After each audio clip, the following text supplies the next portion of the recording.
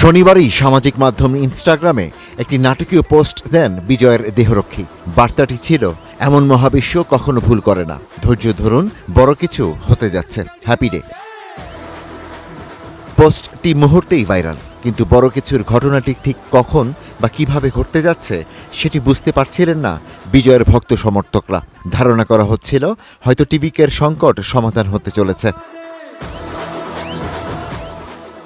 গত সোমবার তামিলনাড়ু বিধানসভা নির্বাচনের ফল ঘোষণা করা হয়। এতে সবচেয়ে বেশি আসন পায় তামিল ছবির নায়ক থেকে রাজনীতিতে জনপ্রিয় হয়ে ওঠা থালাপতি বিজয়ের দল টিভিকে। তারা পায় 108টি আসন।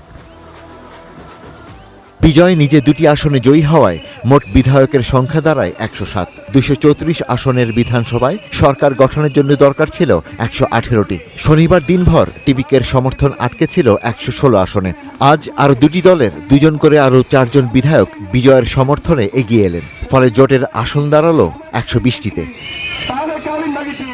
সরকার গঠনের জন্য প্রয়োজনীয় আসন নিশ্চিত হওয়ার পর শনিবার সন্ধ্যায় দলের নেতাদের নিয়ে চেন্নাইয়ের লোকভবনে প্রয়োজনীয় কাগজপত্র জমা দেন বিজয়। এরপরই রাজ্যপাল রাজেন্দ্র আর্লেকার তার সরকার গঠনের আহ্বান জানান।